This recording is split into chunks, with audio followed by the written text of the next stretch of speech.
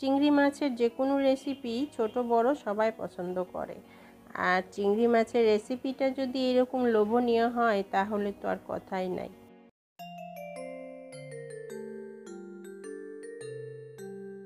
প্রিয় বন্ধুরা, আসসালামু আলাইকুম।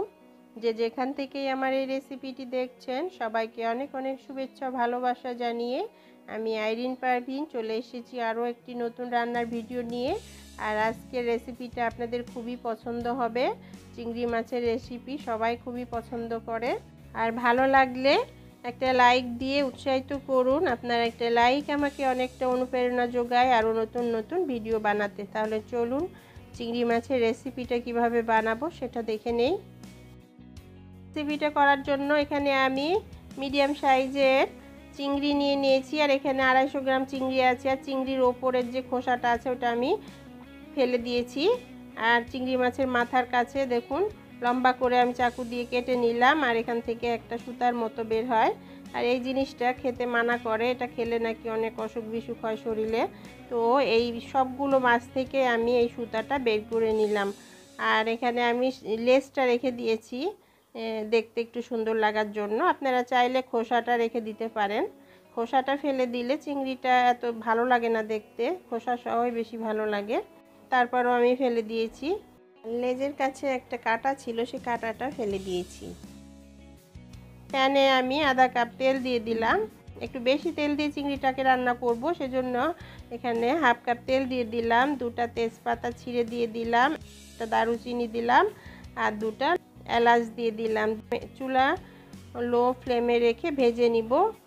ভাজতে ভাজতে এখানে 1 চামচ মরিচের গুঁড়া, হাফ চামচ হলুদের গুঁড়া এবং হাফ চামচ লবণ অ্যাড করে দিলাম। দিয়ে মশলাটাকে কিছু সময় নিয়ে ভেজে নিলাম।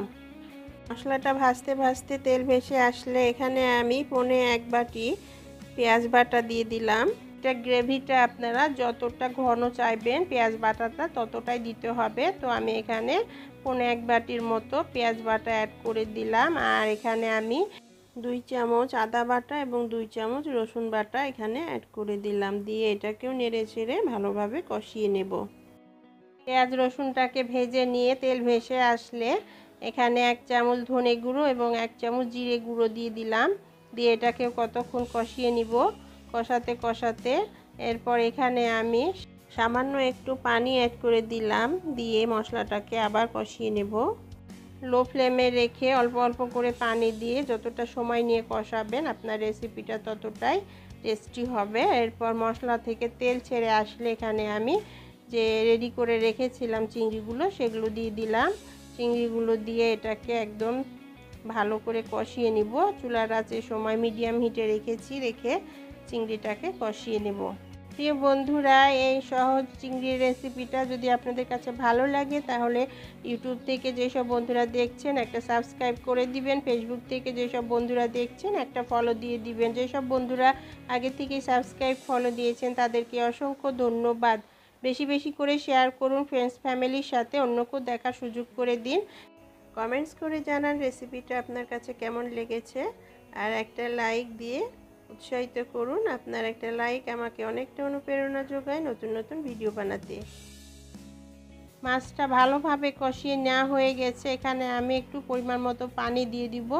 এটাকে একটু ঝোল ঝোল রাখবো গ্রেভিটা, তো সেই কারণে একটু বেশি করে পানি দিলাম। এটা রান্না হওয়া শেষে যেন কিছুটা ঝোল থাকে। আর ঝোলটা টেস্ট করে নিয়ে দেখলাম এটাতে লবণ একটু কম হয়েছে, তো আরও সামান্য একটু লবণ দিয়ে দিলাম। তো এখানে সর্বমোট আমি 1 চামচের মতো লবণ অ্যাড করেছি। এটাকে মিশিয়ে দিলাম নেড়ে চেড়ে। ঢাকনা দিয়ে ঢেকে আরও কতক্ষণ রান্না করে নিব। কতক্ষণ পর ফিরে আসলাম। এখানে 3টা কাঁচামরিচ দিয়ে দিলাম। শেষ মুহূর্তে গোটা কাঁচামরিচ দিলে খুব সুন্দর একটা ফ্লেভার আসে। এরপর এটাকে কিছুক্ষণ রান্না করে নিলাম। দেখুন একদম মাখা মাখা হয়ে এসছে গ্রেভিটা। আর শেষ মুহূর্তে এখানে আমি হাফ চামচ গরম মশলার গুঁড়া দিয়ে দিলাম। শেষ মুহূর্তে গরম মশলার গুঁড়াটা দিলে খুব সুন্দর একটা ফ্লেভার আসে। আর রেসিপিটা অলমোস্ট হয়ে এসেছে। তো এভাবে কতক্ষণ আর একটু লো ফ্লেমে এটা রান্না করে নিয়ে তারপর এটাকে নামিয়ে নিব। প্রিয় বন্ধুরা, হয়ে গেল দেখুন চিংড়ি মাছের ভুনা রেসিপি। এই চিংড়ি মাছের এই মাখা মাখা ভুনা রেসিপিটা খুবই খেতে দারুণ হয়েছে। গরম ভাতের সাথে আমি এটাকে সার্ভ করে দিয়েছিলাম। এতটা মজার হয়েছে সেটা বলে বোঝাতে পারবো না। অবশ্যই আপনাদেরকে একদিন এই রেসিপিটা বাসায় রান্না করে খেয়ে দেখুন, খুব ভালো লাগবে। ভালো লাগলে কমেন্টস করে জানাবেন এবং আমার চ্যানেলটিকে সাপোর্ট করবেন। বেশি বেশি করে শেয়ার করবেন ফ্রেন্ডস ফ্যামিলির সাথে। আজকে আমি চিংড়ি ভুনা রান্না করেছিলাম এবং কাঁঠালের বিচি ভর্তা করেছিলাম, কই মাছ ভাজা। মাশাআল্লাহ, আজকে দুপুরটা একদম অসাধারণভাবে কেটে গেছে। সবাই ভালো থাকবেন, সুস্থ থাকবেন। আবার দেখা হবে নতুন কোনো রেসিপির সাথে। আল্লাহ হাফেজ।